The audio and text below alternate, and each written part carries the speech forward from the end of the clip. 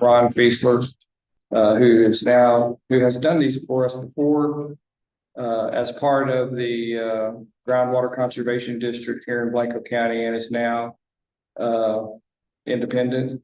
And, he has submitted this, and I am submitting to you all, and I quoted it as an alternate source. Seems to me it's always good to have more than, one source for goods or services. And that's all I have to say on the matter. It's up to for your consideration and possible discussion. I'd like to make a motion to approve Ron Fiesler as an alternate source to review water availability studies. There's a second. Second. Mr. Riley. Discussion. How would you all? Well, let me ask it this way. So if Ms. Fry or Ms. Harrison are dealing with a subdivision application and a water availability study comes in and it's at that step where the county engages somebody to review it, how do we select? Or do you care? Does the groundwater conservation district currently have anybody that can review these? There's conflicting information about that, but the most recent that Ms. Harrison, information that Ms. Harrison received is that, yes.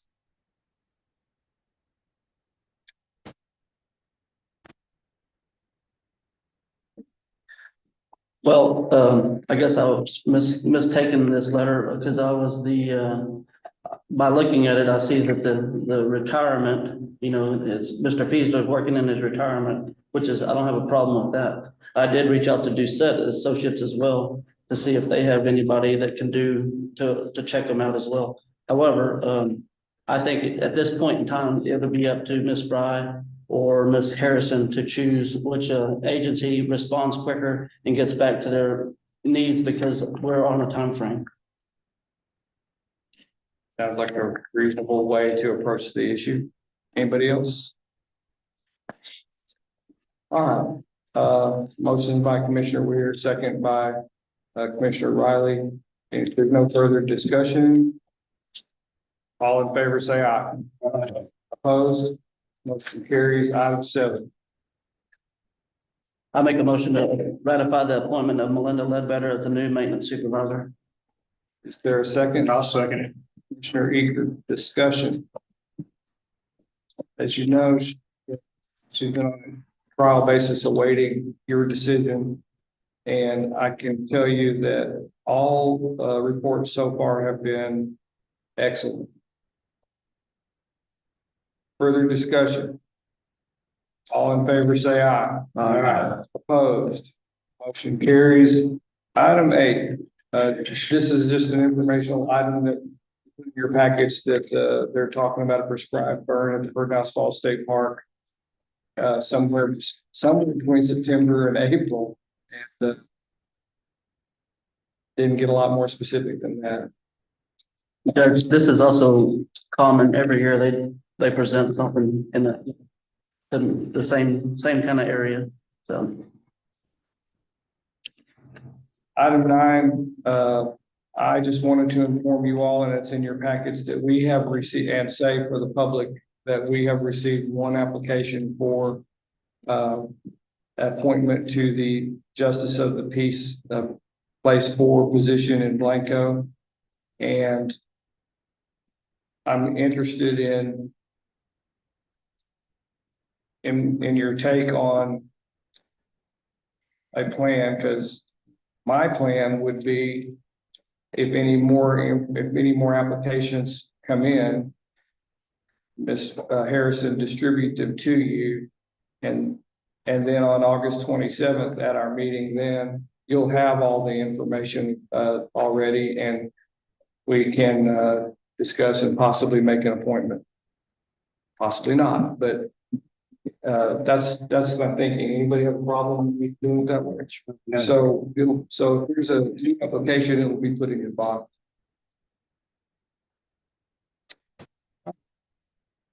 Uh, Order of election is item 10. This is a standard that we have been doing. I make a motion to sign the order of election for the general election for the county officers to be held on November 5th, 2024. Second. Commissioner Eager, discussion. All in favor, say aye. Aye. Opposed? Carries. Item 12, authorization for the constable to, did I skip 11? My mistake, apologize. Optional fees is item 11. Thank you. There's a form here.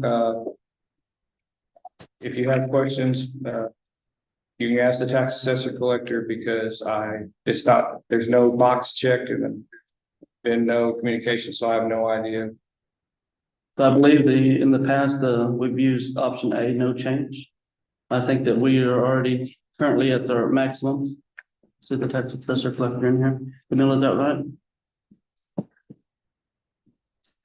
Yes, okay, so I would make a motion to select option A for the optional fees of the motor vehicle registration for calendar year 2025. Second. Mr. Weir seconds, discussion.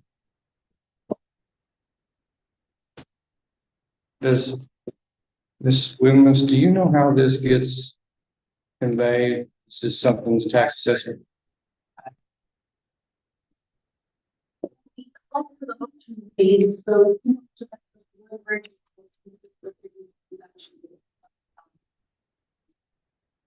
So my question is, how does this document who checks the box and makes sure it gets to the Texas Department of Motor Vehicles? In your staff, choose option.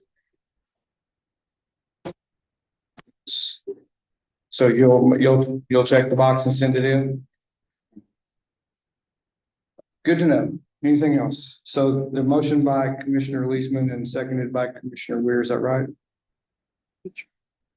Optional fees, was there a vote? I don't think I had to call for a vote. Any further discussion? All in favor, say aye. Aye. All opposed, motion carries. Item 12, authorizing Constable Fisher to begin using the cadet program that was implemented recently by the Sheriff's Office for his new deputy. I move to authorize precinct one constable officer to Morgan. Salary duration. Is there a second? Second. Commissioner Weir seconds, discussion. Funds are available. Okay. Anyone else? All in favor, say aye. Opposed? Motion carries. Specs and item 13, specs and purchase for taser cartridges and magazines. Move to approve specs and purchase of Taser 10 cartridges and Taser 10 magazines at Allied and Sheriff's Office. For this year 23-24. Is there a second? I'll second. Commissioner Easter, discussions. All in favor, say aye. Opposed? Motion carries. Item 14, specs and purchase for a trailer. Polaris trailer. Move to approve spec purchase of an 83 by 16 trailer with brakes, ramp for the Polaris, the Allied and Sheriff's Office selection. Each year. Is there a second? I'll second. Commissioner Eager, discussion. The quote says 82 by 16. Makes a difference, a 1 inch difference. But it is. And speaking of which, the trailer I use personally for UTV is just a trailer. So I assume that if the sheriff's department had other needs besides hauling the Polaris, this is just a trailer that can be used.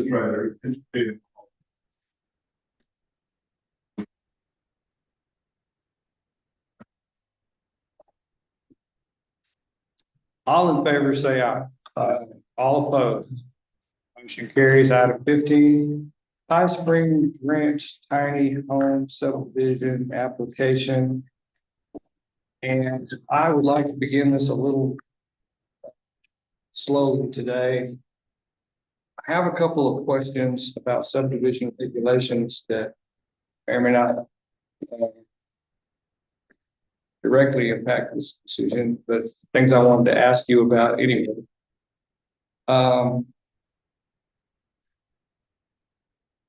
So if in 300.130 of our subdivision regulations, it says there shall be no reserve parentheses or spite, close parentheses, strips controlling the only access to land adjacent to roads dedicated or intended to be dedicated for public use. First of all, I don't know what a spite is, so you're gonna have to educate me. But second of all, I'm not even sure I understand what that whole thing is getting at. So does anyone of the board commissioners want to try to help me out? Spike strips, so basically spike strips. Clear one way entrance, can't come back out through. You mean, those are like spikes? Yes. This says SPITE. Misspelled. Okay. And then, okay, so that, is that essentially what they're talking about is no one way in and out? Right, deflate your tires trying to, So then, later on in regs, it's when it gets down to lot size, road frontage, density and setbacks, it talks about total number of lots in subdivision shall not be than the total number of acres in the subdivision divided by 6. Recently, I've had to do some kind of gyrations on this. Just want to see if I can get, here's how I see it. Let's say you have 600 acres. Well, that would be at 5-acre lots. If everybody's going to drill a well and have a septic tank, that's 120 lots. But if you divide 600 acres by 6, that's 100. So instead of 120 lots, you're actually only going to be able to do 100 lots. And then obviously the numbers changes depending on the size of your overall tract. And then, by the way, the same thing is true. The same concept is true later on. That was 300.180 and 300.190 says if we're using the 3-acre tracts because somebody's got a public water system, for example, then you divide the total by 4. So, I think I know why, but I'm not 100% sure. I believe that these provisions were pulled over when you all pulled the Kendall County regulations over for us to use in creating our own. And I think I can understand that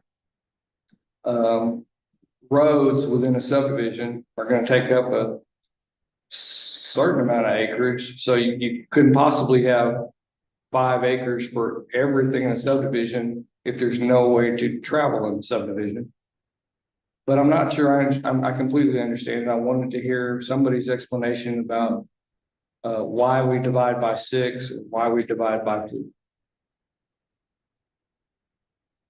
so first off, they were brought in with the Kendall County subdivision rules and regulations. And to answer the question as far as why is it in there, I don't know the technical answer to it. I do know that we've enforced it on the subdivision in precinct 3 before though. Now, okay, anybody else want to take a shot before because I didn't want to throw my thought out there first. I want to hear a blank slate. You think it would have to do with wastewater? I mean, you have a certain amount of them. Okay. There, you've still got the wastewater. So I think I'm completely, that's 2 of you and I haven't heard anything else. I think I'm completely off the mark because I was guessing that the idea of dividing by 6 or 4 so that you have a little less than the entire tract cut up into home sites had to do with maybe some kind of green space or other public space. But apparently not, nobody thinks that, I guess. No, but I do agree with your roads. Typically in all the subdivisions where the roads are traveling through the subdivision. Well, yeah, I mean, the math is, I don't know what you would divide by or multiply by. You could say 24 feet, or you could say 30 feet if you're talking about an easement, or you could say even more. And then, for a 600-acre subdivision, it's gotta be a couple miles of road. So, whatever that square footage turns out to be, it's gotta be some acreage. But so I've been laboring, this is good to have this conversation, because I've been laboring under kind of a false impression. I thought that we were doing this so that there was, I don't know, space for a fishing hole or a park or a walking trail or something. And that's not, I'm looking at a lot of heads shaking no. Okay, so we don't insist on that kind of community planning. Not like County. Okay. Good to know.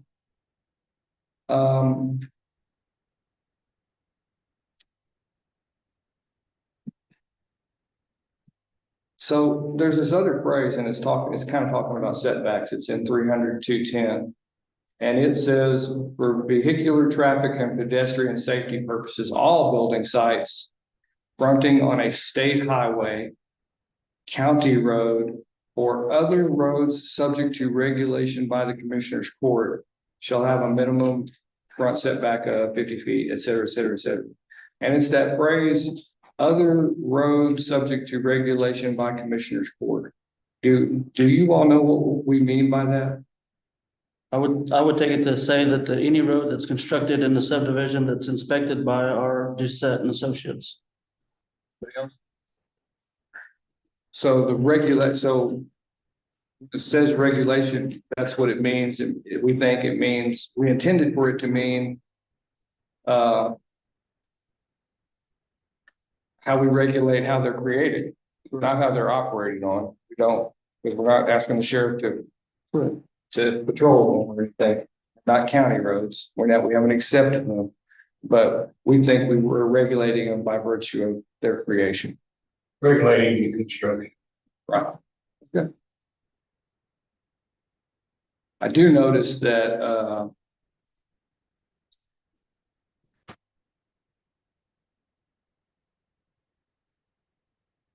that when I read it to you, it says all building sites need to have a setback line of 50 feet.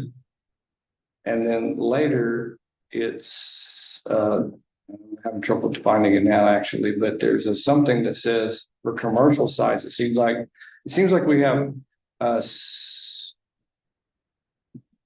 here it is, it's the next line. For fire prevention, protection, and firefighting purposes, all residential building sites shall have side and rear building setbacks. And I'm just kind of curious, why would we do it for residential but not for commercial?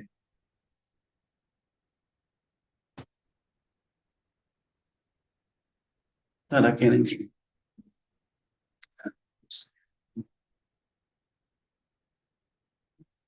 Well, for future reference, if anybody wants to think about looking at that kind of language, it's 300.210. It allows them to build a strip center where they're adjoined instead of having clean. I'm talking commercially. Yeah, to the property line. You can line it all the way across the front versus in residential, you can't do that. Right, that's what this seems to say to me. Okay. I agree. Just curious if these are things that I don't have answers to, but I assume that because we've been through this, we've been through the subdivision regulations for years now. That's a good thing that we keep updating and revising and improving. But I don't always remember why we do some things we do, and I hope that you all do.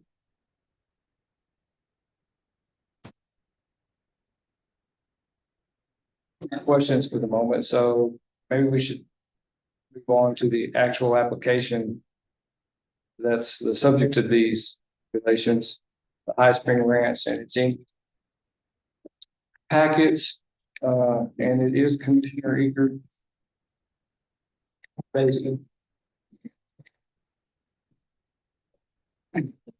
when reading through here, I noticed that Mr. Beasler has, put a red line note in here. The determination not provided attached. G provides a distance down the curve, but the curve is not, related to the boundary or the development. To correct this deficiency, I recommend that, John J. Stickrider, PG of Westward Engineering provide a supplement or an addendum to this report. Has that been done? It has been Yes. done. Yes. Okay. That'd be the August 8th, 20 document with Westward, on the heading. Yes. Okay. Everybody have that? So on that document, 1, 2, 3 paragraphs in, it says, to correct the deficiency, I recommend provide a supplement addendum, and I guess that's what this is.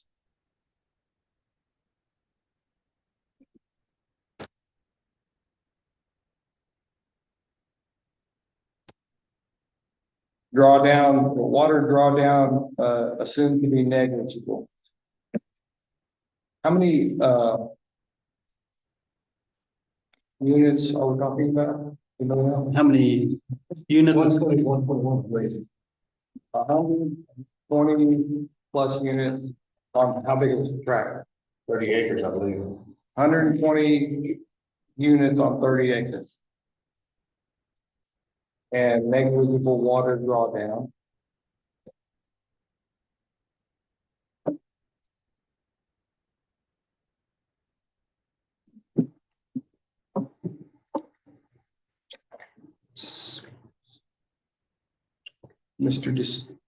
Bishop, do you have time to maybe have a discussion with us? If you don't mind, do we need you to be a microphone or are we good? Ron, will you stand at the podium at least?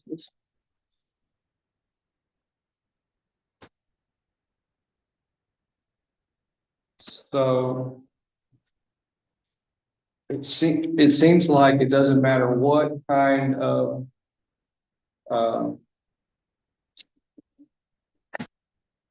proposal comes before the commissioner's court. It winds up being, in the end, it winds up being this language or similar language that drawdown will be negligible. Just seems like that's the case every single time. And I kind of get in any particular tract of land in Blanco County how that could be true in a given circumstance. But because I'm not an engineer and I'm not a hydrologist, I have trouble understanding. I liken, and this is where you and Mr. Fiesler and other people are going to wince. I liken the water table to like a lake. It's just underground. Maybe it's going through rocks and other stuff, but I liken it to a body of water. And I think somebody used the phrase years ago. I think he was a commissioner at groundwater in your district, in your precinct. But anyway, he used to say, put straws in the ground. And is there, whether there's any sort of limit to the number of straws you can put in the ground? And I think about if I don't know, I had this vision of Lake Travis and people putting straws in Lake Travis, and I guess it all works out fine until the water doesn't come down from upstream, and then ultimately, the straws that are shortest are going to go dry first, and then on and on and so on. And I just wonder if is this just always going to be the case? We're going to have an application. And that's a hard question to ask you because it's too cynical and how would you know? But rhetorically, it seems like all we do is we get applications And even if somebody like a Mr. Beasley comes along on our behalf and analyzes it, says this, this, and this, then the reply comes back and says, no, if it's all negligible and all's good. And just keep going on. And I wonder what's gonna happen. I think eventually there will be some. Again, it depends on how much is really charged into that. It is, or how water can get replaced and so on. Again, that's more of a technology. Which should mind. Should. do that. In the last summer, 10, 12 months ago, on my way home, there's an area probably about a half-mile in radius. And I know of 6 homes where the wells went just completely dry, and people had to literally drill new wells. All at the same time. That seems problematic to me. I think that those wells were shallow wells. They hadn't done big enough. I know of one that's 25 foot deep that they were using. And it's right over across the draw from you. Okay, so in my example, that means they were the short straws, Same with this Georgia straw. but they had water just fine before, Well, it's in drought. huh? When you don't have surface water coming in, then you can. I don't think those people think that it's negligible drawdown. Because to drill a new well nowadays is cheap. And to drill 6 of them in that defined space. Negligible drawdown seems like a misnomer, maybe. All right. You wanted, I guess. I don't know what you can add to what you're saying. Some of these wells, when they were drilled, they were been that in the same stratum, about the same depth. They could all it down. And there's obviously they drilled new wells. So they've been probably deep and got into a different. Usually, I think everybody didn't drill as far as they needed to at that time. Taking the option did really too short. okay. So there's your average straw. And then you go, if you get the big gulp, you can get a bigger straw. Now Johnson City has a pretty deep well and a real gusher of a water well out there.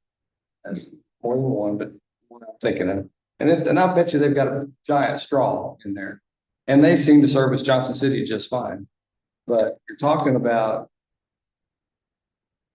1/5 of Johnson City in just this one little subdivision. And so, maybe these other people didn't drill deep enough, but I'm just, how much water can you pull out? Actually, with a bigger straw, you're just pulling it out faster. If it was Lake Travis, you're sucking it out back. And if water's not going back in, I just don't understand how we can be sure we're not headed for the cliff. It's good. I think that there ought to be, I guess, a geologist is looking at that. I think at some point there will be a point where you can only take this much after that, you can start relying surface water.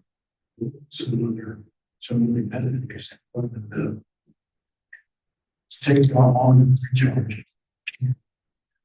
Now, we actually hire you for your engineering expertise in roads and land masses, right? Not water and hydrology. Okay, so I sort of put you on the spot. Okay. Well, I think we have an actual hydrology. Sure do. But before you leave the podium, I would like to ask on you've reviewed all these plans, correct? So in lot one, it says to be phase two. So if that's the entrance coming in off the highway, how can that be a phase two? Why wouldn't that be? I don't understand.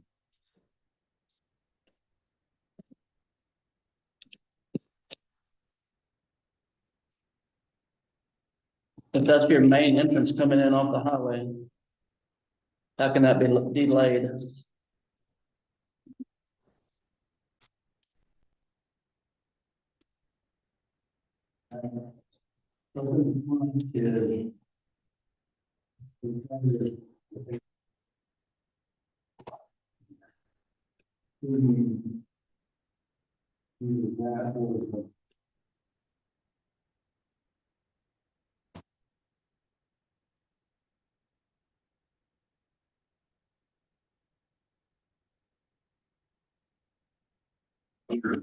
No, I think it's over the field behind. Oh,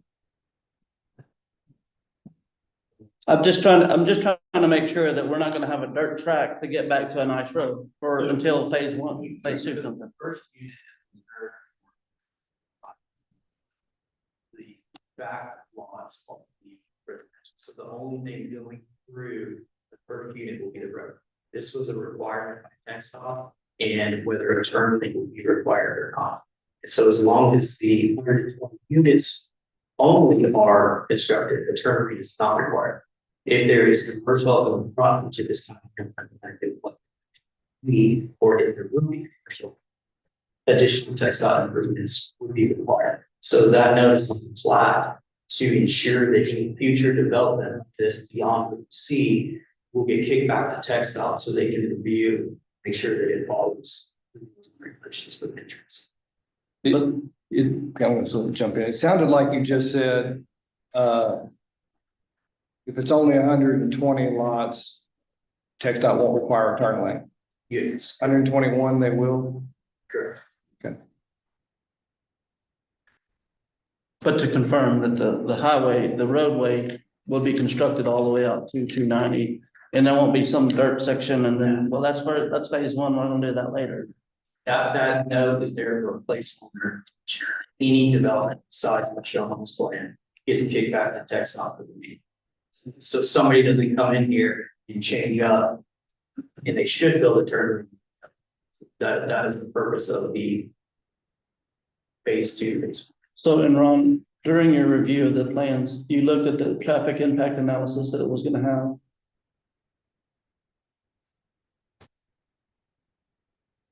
I don't think I've seen traffic. TxDOT review. Yeah. I think what Ron saw was the TxDOT saying, there to the plans as presented. And can you confirm that TxDOT seen the same plans that you've seen? That should be included in. Do you know why, I'm looking at 120 of what I think that these little shaded areas, I'm assuming are the tiny homes. Why what Commissioner Leisman called phase one, lot one, that you say is a space for a commercial business, why isn't that 121? Because it's not a. Right. So you don't need, so you need under what you think TxDOT says, you would need a turn lane built in if it's 121 tiny homes, but you don't need a turn lane built in if it's 120 tiny homes and a stripes. No, a stripes probably would be right. There's, when running the TIA, there's different land uses and they have different peaks. What you got in mind for that? It's open. We have not discussed that. The primary is, So it could be a stripes. it could be a stripes. And that's why we put the note on the plat. If the stripes does come in, they would be obligated to build the textile. So that we work out the lease agreement, development agreement, and ensure they pay their.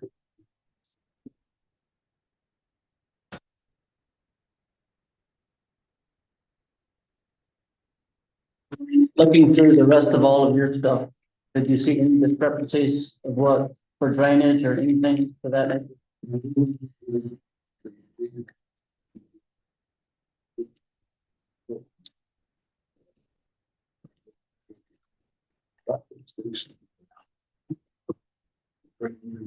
Look at it. There's storm events, they're captive, active.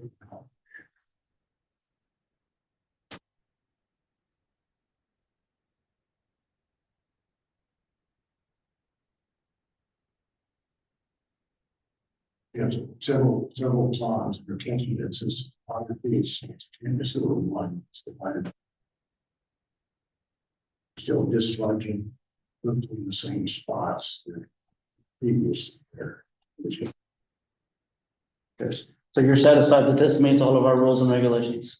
Do you have any, connection or experience with the tiny home communities being built, near Fredericksburg, between here and Fredericksburg, in the Fredericksburg area? Okay. Ron, you're confident that the retention ponds, or whatever you want to call them, that they won't reach the property line all the way down front to back? They're discharging. And below the. Space in there. Existing flow patterns is not all coming out of one spot. Based on how far study back, like a 25-year study, as far as rain, It's I mean, to the to a 100-year event. I got you. Does it vary, drainage vary between, it is silly, but between a rental and a building that someone owns? It goes back to the map before it's kind of.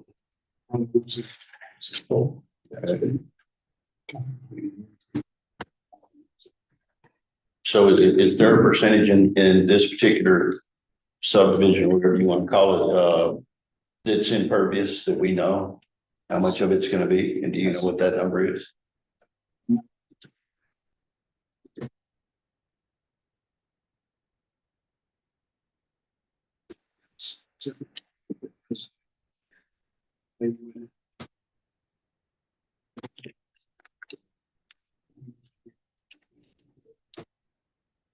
Also, there's a limit to plateau. It's that, but not on the other part.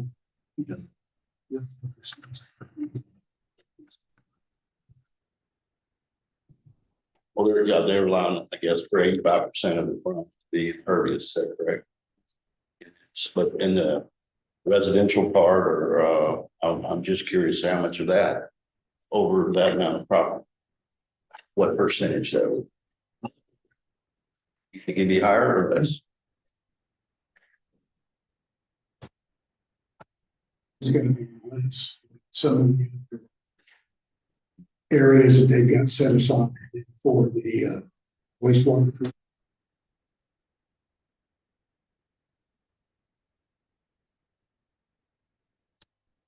I would say. Yeah.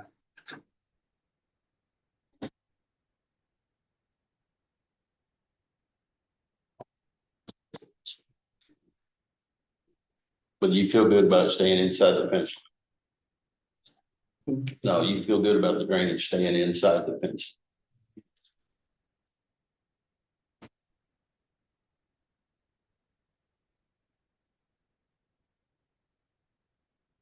So.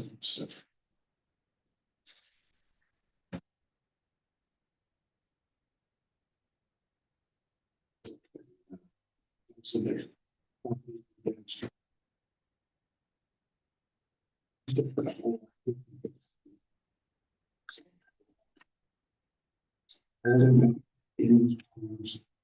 may not run long.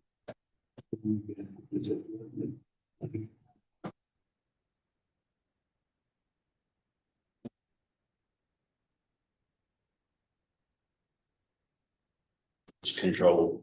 It's holding it. Anything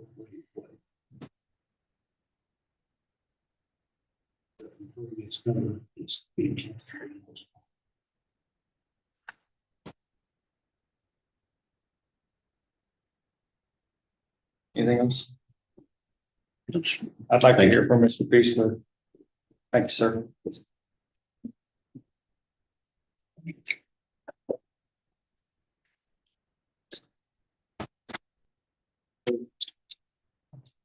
On your report, sir, there's a whole bunch of words and I highlighted in a big long red paragraph and I highlighted some. You say sampling and analysis was not provided. And then, like I said, a whole bunch of words, and then it says, I recommend sampling and analysis be waived. And that's because the sampling and analysis is during the drilling of the well, it's probably not going to satisfy the PCQ. You're going to have that sampling for the public water system requirements done in accordance with their protocols and their specific needs and timelines. And part of their testing involves doing material and testing a series, I believe it's 3 days in a row. And they all need to come out and it has to be done once the well is drilled, all the equipment's installed, pump, coordination system, piping, all that infrastructure. So having that initial test done is just right as well drilled in order to dripper or take a sample. I don't see that accomplishes much. And that's why I suggested it be waived, because in the Ellenberger aquifer and the Pine area in general, water quality's always been good. I have yet to see it be a real problem. So that's why I suggested that it's sort of it's different if you're dealing with the subdivision that's going to rely on individual wells, individual lots, as opposed to a public water system, because now the TCQs, water quality sampling timelines, protocols, and requirements are involved. And that's just, it seems unnecessarily complicated issue by requiring the water quality test early on when it is still not, that would not meet the TCQ requirements in my understanding. When you're analyzing all of this, are you looking at just the water side, the potable water side of it, or do you know anything about the discharge side of it? No, it's not when really qualified. I used to have a septic system installer license. Should I be asking Commissioner Eager, or do you know? I mean, it has to, with this density, they have to have some kind of system, right? So they're going to have a very robust treatment system. It's big TCEQ approved. Yeah, it has to be, it's also, you're right, it's also PCEQ approved, it has to be designed in accordance with. I'm not sure the sizing of it, but I do know that the application for the groundwater district operating permit, I believe it was 8 million gallons, is that right? 7.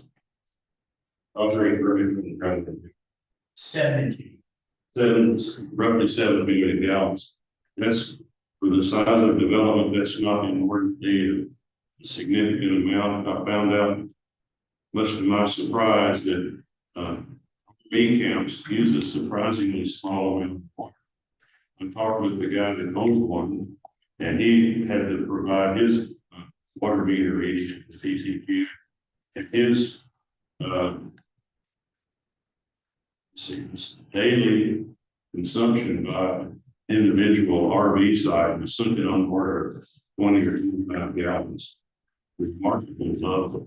And I think that's because they don't have individual laundry facilities, dishwashers. They don't have a lot of lawn needs are decorative landscape irrigation, so I think that's part of it, and there's so. I've had to review this one, and this is the first one I've done where it involved tiny house concept. They're very similar to RV parks, but they're a little bit different, I guess. To the number of those houses inside that small acreage of land, then back up to the same number, not higher. They can have individual, washers and dryers and each one have their own. Are these all rentals, man? So I looked at that and I reviewed it pretty extensively because it was the first tiny home project that I've ever had here in the county. And I was happy with the water availability. And you were concerned about the, what was it, not minimal. What was that term about the distance to the property? It was negligent.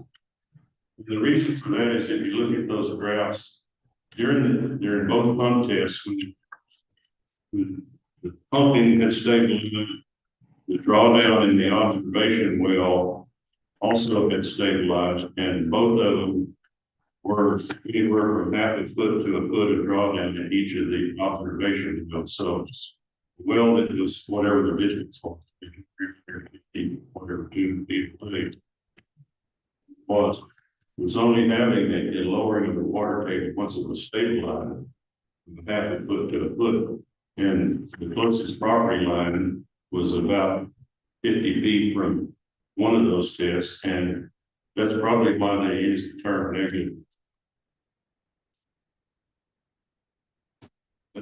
They might use it for negative. And that, I'm like you, Judge, that word kind of caught my attention, and that's why I looked into it in more detail and wanted them to provide more detail. They had originally submitted a basically drawdown line for distance for, it was a straight line. But that's all well and good, but it did not reflect the impact regarding property boundaries as part of the water availability study regulations. So that's when I gave them the exam that you read earlier, and they responded back with this drawdown curve and stuff like that. I would have preferred to see it in a graphic form. We've seen in the past where they have a map project and it shows a kind of a diva looking thing. Here's the drawdown in 30 years, you know. Here's the drawdown. And that's not specifically required in the subdivision regulations, but I've seen it in many studies, and I actually reached out to the PG that prepared the report and suggested that sometime in the future, if they plan to do another availability study in Blankenship County, we should visit about maybe an easier and more understandable way to present that property boundary drawdown. He said, "Oh yeah, anything we can do to help it." So there's no specific descriptive requirement in the subdivision regs on how to present this data. And I think what he's got there is something that they, me and a few other people, maybe engineers, could understand, but it's not as easily understood for a average Joe citizen. And that's why I think it's okay. I'm willing to recommend approval of that report, but could it use some improvement? I think yes. And that's, we're all on the learning curve right now. It's tiny homes. So there's still a lot to do here. I wanted to mention too that we did have another public water supply system that was Trinity Oaks, which is directly across the road, Paul Brown RV Park. And when they did their water availability study, they monitored the wells in the Paul Brown RV Park, and they actually saw no drawdown. So how do you express that in a report? At that time, they just had to report that, well, we didn't see any drawdown. And therefore, we're assuming basically little to no drawdown at the property boundary, which is it's on the other side of 281, so there wasn't a well convenient for that side. We're kind of learning as we go, and In these reports, is there anything listed as to how quick the well recovered after you stopped the pump? well, it shows that there is a drawdown and recovery curve that's provided in the and in all the subdivision regs requires that it recover to, they need to show how quickly it recovers to, I think, 90% of what it was originally. And in this case, I think it probably recovered to 95 to 98%. I'd have to go back and dig into the numbers, but the Ellenberg rock can be very productive. But this brings up another subject that you brought up, Judge, is that Ellenberg rock, it's limestone, karst. You can drill a well, Bill Smith's property here, and it'll make 200 gallons a minute, essentially no drawdown. And Bob Jones's well over here, next lot, it might make 8 or 10 gallons. And you might run in 150 feet and you can see it there. That's strictly because the here on a lower production well is just more dense. There's not as much honeycomb, there's not as much fracturing, falling fissures, all these avenues of water to percolate through this. And so it can really be a goal of the device of what you're doing. You won't want to do it. But I've also seen 25 and 50 in their open wells. Yeah, they go dry.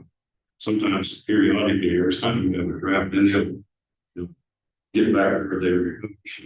So as we talked times, unlike cities which have zoning and some other special tools, Commissioners Court, generally speaking, are examining these applications at this stage. It's either concerns about water or concerns about the transportation, right?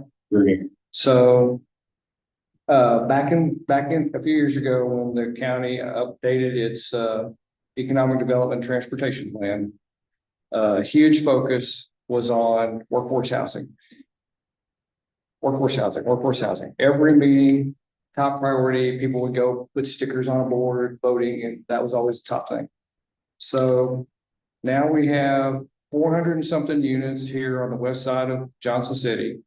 We have next to Trinity Oaks, we have an RV park that seems to have become a workers RV park.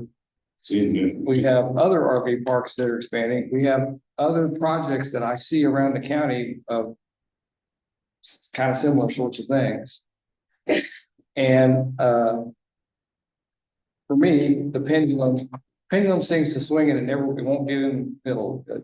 Workforce housing, we got to have workforce housing. And it seems to me everybody's concentrating on workforce housing right now. And I guess my almost rhetorical question to you is, if the four of them want to approve this application and I don't like it, but my concern is not about water or the roads, I really can't vote no. Is that right? The people are recommendations, colleagues, existing goods.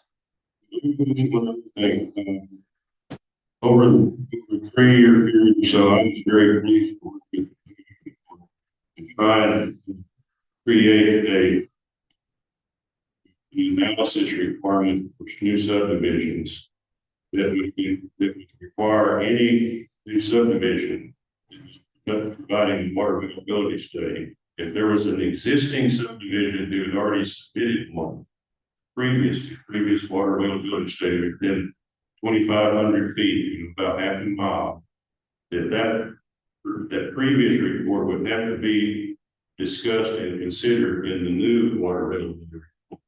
This was an attempt, and I think a reasonably good one, to address the cumulative impacts over time, one subdivision to another. We had many discussions about that. We approved this subdivision, and then this subdivision, yet they're all treated individually. And now I think we fixed that, which See how that works out in the future. I'm sure we're gonna see more subdivisions. But I think that was a step in the right direction to address cumulative impact. In But your, you're right, it's gonna happen. I see it coming. We're in the crosshairs. in your professional opinion, does this meet our rules and regulations? I think so, yes. Thank you. Are you aware of one that's being developed called, is it something Lobo? What the Lobo? I've heard of that one, and I've also heard of one or two others that are to be just thought about. So is this, I mean, what you just said a minute ago about, and I remember Commissioner Weir sort of championing that cause about how we expand the circle a little bit and include other wells, other developments in our analysis. So this Puerto de Lobo isn't even on the books yet. But the water, I understand that the water usage is massive. And I don't know if it will be within a half mile of this or not. I don't think so. And I think that we're going to be a local standalone, stand. Exactly. Game plan, business plan, sort of mixed development, maybe those things. Yeah, the people that are proposing that they were looking for a property development in the next couple, 3 years. This is one. You, when considering that and talking about, the collective impact of neighbors. I remember trying to reach out and go farther than half a mile. Yeah. And I think you talked me out of that because you said that in a karst area, one, like you said, one might be 200 gallons a minute, half a mile away.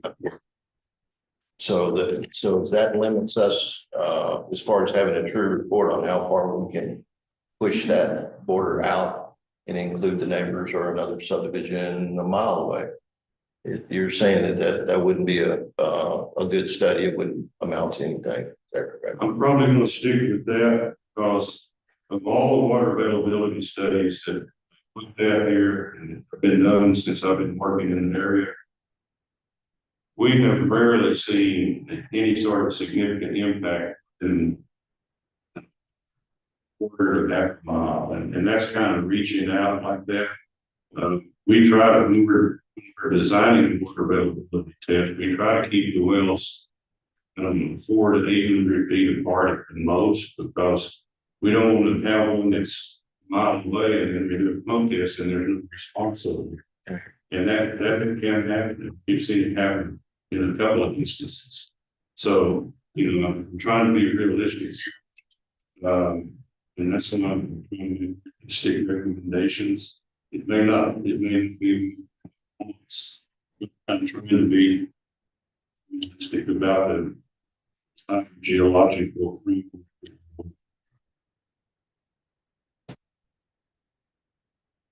Feel like water quality has anything to just. In some places, yes. There are some places that you would definitely want quality fixed in. For instance, ranges of brushing off, anything in the central blanket, or east or west of branches, they've got some tremendous concentrations of sulfate, sometimes in there. And so I would recommend them here, just to let the developer know what they're dealing with.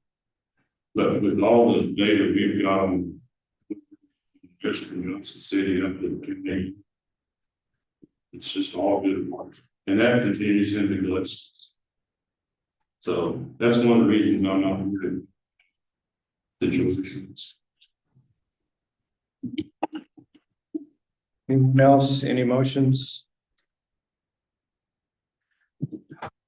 Put it on the table. With all the paperwork I have in front of me, everything seems to be in order. Mr. Fiesler's report, Ms. Biscoff's report. They seem to follow everything we have here, so I'd like to make a motion to, uh, High Springs Ranch. Basically, you're approving the plat, right? Yeah, approval of plat. Is there a second? Second. Commissioner Lee's discussion. All in favor, say aye. Opposed? Motion carries. Item 16. Lease purchase John Deere motor. Yes, sir. This is a motor grader that we're looking at for next year's budget. And in order to get our hands on it, I'd like to make a motion to approve the lease purchase of the 2023 John Deere 772 G motor grader. Is there a second? Mr. Riley. All in favor, say aye. Opposed? Motion carries. Item 17. Continuing education and recognition for Commissioner Riley. I'll make a motion to acknowledge the continuing education for Commissioner Ryan. Second. Mr. Eager, discussion. All in favor, say aye. Opposed? Motion carries. Solid waste grant. It's going to be, or hazard salary. I'm not, and it sucks, and then make a motion, to stop. Renewable grader, 24-25 solid. Is there a second? Second. That. Eager. Second. All right, I've got a motion by Commissioner Riley, a second by Commissioner Eager. Discussion. So is this the, I noticed that there were two numbers. One was the grant amount, and one was the overall cost. I guess the difference being our contribution. Right. And did we, Connie, do you know if we budgeted for that contribution? Okay. Any further? I don't remember that. I mean, that's the 10, 15, whenever it goes. Yeah, that's more than enough. Okay. Any further discussion? All in favor, say aye. Opposed, motion carries. Item 19. Okay. Since our last discussion, filed the proposed budget, and unfortunately, I can't say that it was exactly as we discussed. There are quite a number of changes that I wanted to bring to your attention. We've only noticed this for an ongoing discussion, so if you want to take action, probably need to hold off till the next meeting to do so, at least. First item is the raising of the insurance, and I think Ms. Swift had mentioned actually during our meeting that we were looking a little forward on funds to cover the insurance for the coming year with the new facilities coming online, so I increased it, as you can see. Additionally, maintenance of LEC, we increased from 99 to 134, and the reason for that is air conditioners have gone up quite a bit in price since the days when I first started budgeting, and the idea is to have at least an air conditioner per year in the system, because I think we have 12 or 13 air conditioners, and they're all now pretty old, and so we just need to have additional money in there to be able to cycle them out, if you will. Next item, as you can see, is Ms. Harris. We're taking her to 34 hours and adding benefits, and then we're deleting Commissioner Akers' supervisor salary based on hiring Ms. Ledbetter as the maintenance director, which is the next item. And then the next item is the transfer that was necessary to balance the budget. In addition, things to talk about were bilingual pay. I don't think we've added it in yet. So there's still on the table the request for $1,200 for a bilingual speaker in the tax assessor collector's office. And I I'll keep going through the list and then we'll talk about whatever you'd like to talk about, but the HR duties. So it was brought to my attention, not by the person actually responsible for doing the duties, that the Texas Association of Counties guidelines are when a county hits 100 employees, you really need to have an HR department, a specialized, dedicated HR department. We're in the 90s, 90 plus range right now, and it's a lot to ask the treasurer to do. So I've included a new line as another stipend for the HR amount, with the idea being, the goal being that we would increase that number next year or the year after, but not for the current recipient, but as this is the beginning of the creation of a new person to be the HR department.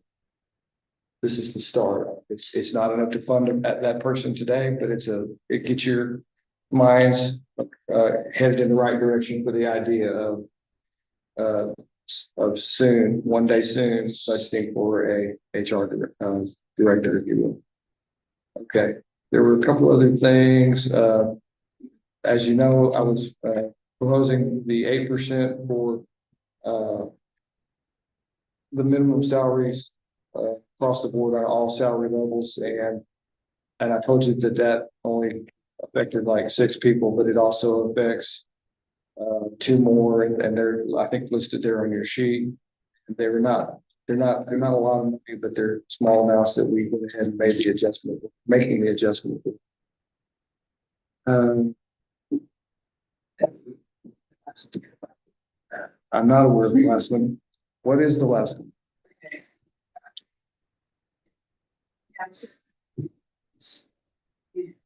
They did not include that number, and You know, when you say CAD system, I've heard that used in different ways by different disciplines. What do we mean? There's a computer aided design system. There's a dispatch.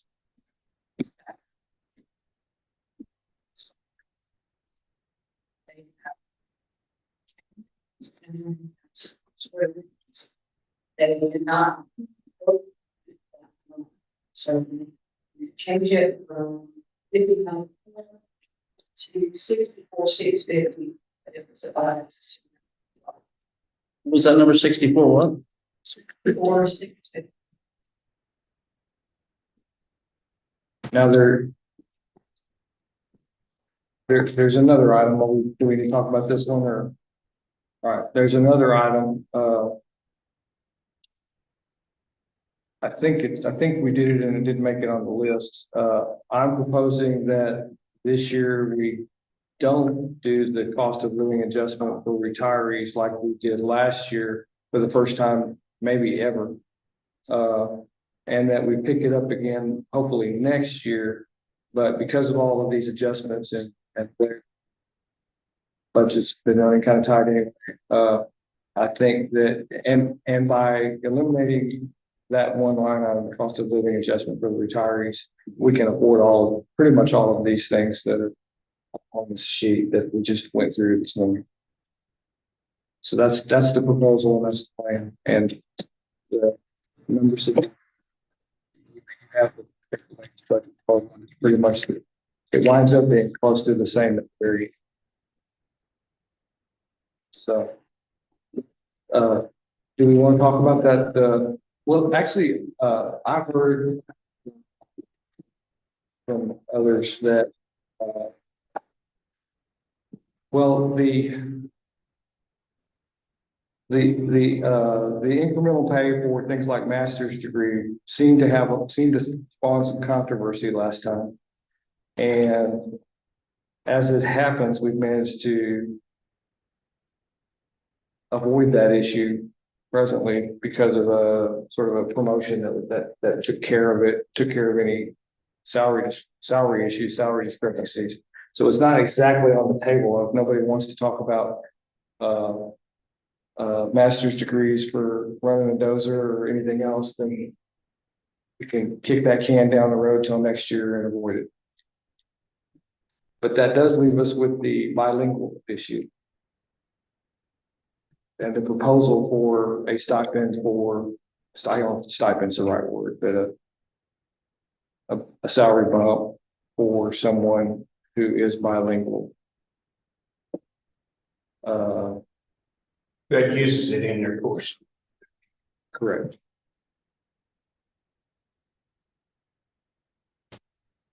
I still have a hard time doing it for one and not for all, so. I agree. Questions? Yeah, it's a broader question for me. Does Judge Broadbeck or currently Judge Riley, do they need a bilingual person? And if they got the opportunity to have a bilingual person, would it be worth it for us to compensate that person? I'm sure that the tax assessor collector office, I guess I don't know how to say this, is one of the most customer facing offices in the county. And by that, I mean, they probably get as much customer traffic as anybody at the county. So I get that you're going to run into a fair amount of people that speak Spanish. And yet, still have a car and still need to get around. So I don't see why not. Come on up.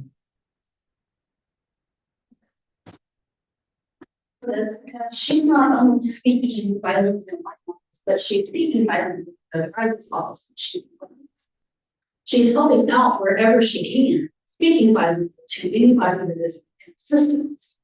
So it could be any day of the week. She's the window judge right from the court. They don't have someone to translate between the court. They're called on her.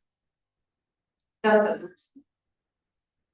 She does speak bilingual in this daily, and people come in and they know she's there.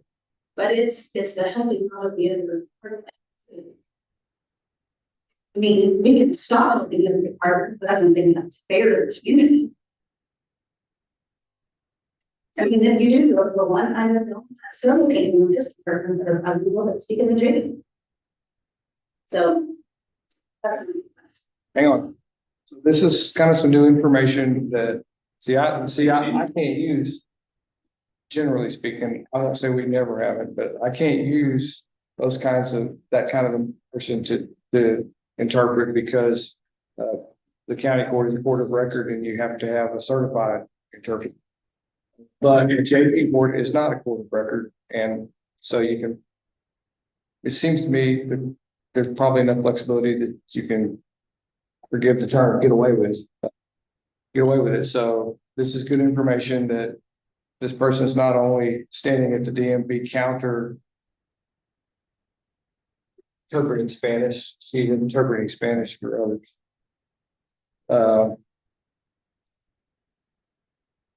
I'm kind of melding the 2 points of view here that you said, doing it for one, I'm doing it for all. And it's almost as if she's doing it for all. Well, no, I mean, I can speak on Don's behalf is because I was in the truck listening to the radio and they requested a specific deputy to come back to the sheriff's office to speak to the Spanish speaking individual. So I know it happens more and more. I do know that we're looking at some technology that will benefit that we could have permanently in offices that will communicate with people that are not only Spanish speaking, but hard of hearing and things of that nature, where it's a more of a dialogue between two computer systems back to back. So it's in its phase 2, which will incorporate the Spanish speaking world.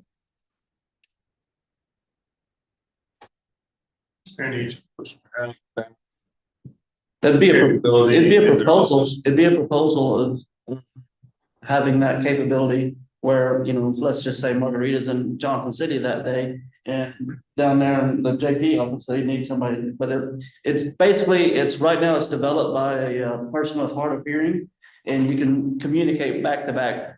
I mean, sitting back to back to each other.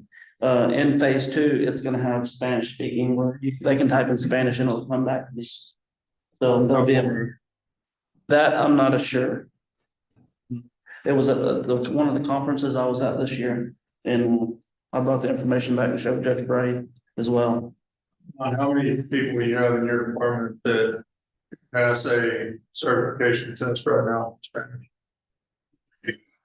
You know, do you need 8? Do I need it? Yeah, they're all. Well, They're all. can I ask a follow-up on that? So, you have A. I assume they're different things. Maybe a couple are jailers, a couple are patrol. And so if you've got a deputy out on patrol in the Narrows, that's not much help for you if you need to speak some Spanish to somebody in the jail right then, right? So hence you need more than one person, maybe even at a time, that speaks Spanish. And I usually do.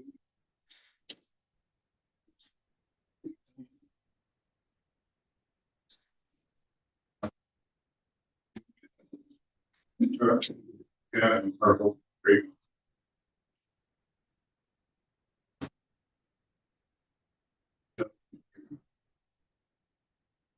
But I have a couple of deputies filing.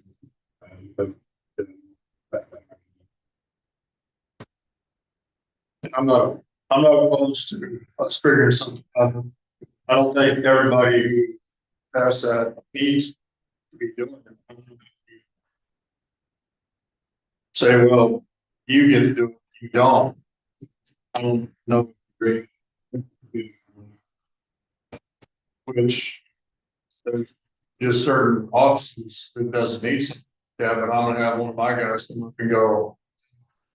I don't need. Well, I can testify otherwise because I've sent one of my road and bridge hands to an accident, that they needed a Spanish speaking. But you're gonna have it part now, you're gonna be able to handle it. This was an EMS call. Guy fell off a roof. How many, you named 3 offices, the 2 JPs in your office. Are there any others that you wanted to include that she services? Off the top of my head, I can't think of any. I know all this recently. But maybe it is out of the they look forward to help with some of the things. So if we want to pay everybody that was fluent enough in Spanish, I don't think being able to say uno más is good enough. But if we want to pay everybody in the county that was fluent, and if we were all fluent, that's not, and we paid them $1 a piece, that's $93. You know, that's like the low end. But if we're paying, I'm not going to pass it. I know of several people that won't pass it. So I don't know if you're talking about 10 or 15 or 20 people. And then it's a question of Can the department appoint somebody? If you have 3 that can speak and you appoint one of them to be that person, can you do it that way? you could probably think about. Well, if they're off there. If they're not used. Well, yes, but that's to his point is if you said if you're using it in your job, well, if you appoint somebody, that's their job. So you could do that. I don't know.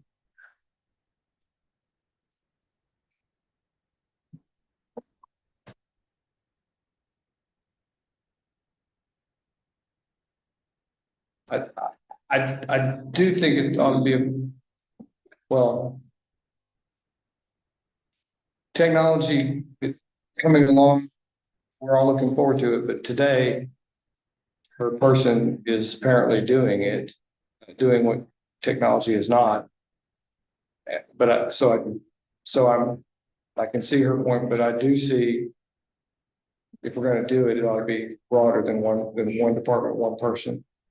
I agree with that, but I don't think in certain instances that I need. I agree. So going to what Tommy says, then at that point, up to each department to a point, so if I don't appoint one. I need one. Okay, Rick wants to appoint his guy that goes out and translates for a guy that falls off the roof, so, yeah. You know,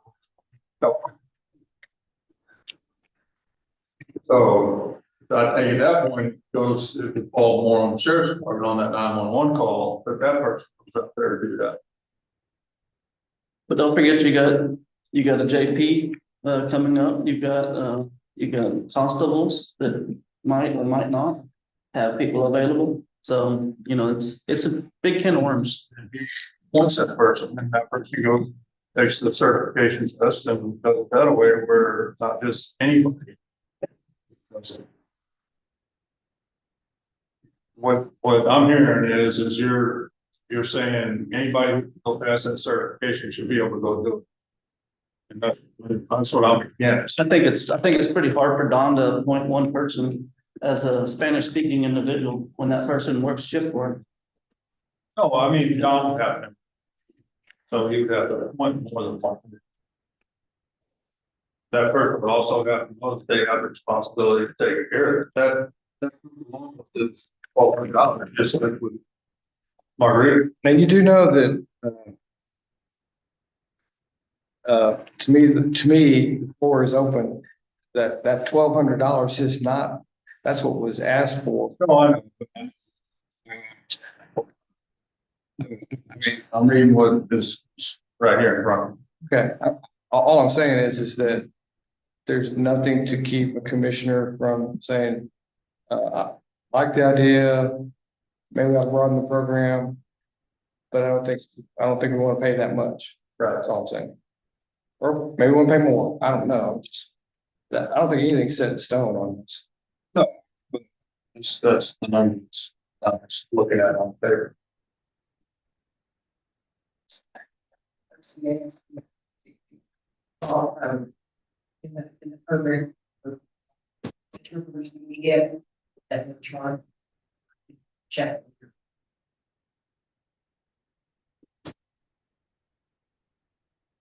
All right,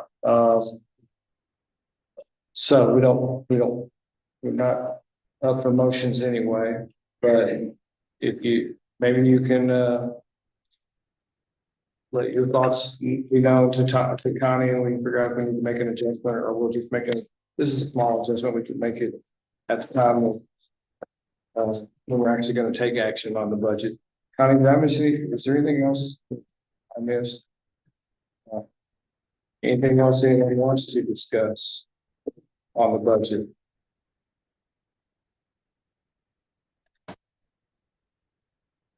Okay. Then I'm checking off item 19, but if there's anything else. I'm taking us to item 1. Make a motion to adjourn. There's a second. Second. Your second, all in favor, say aye. Opposed? Sure. Charles, go. You know what that? Yeah. It's not that started. First class tomorrow, please.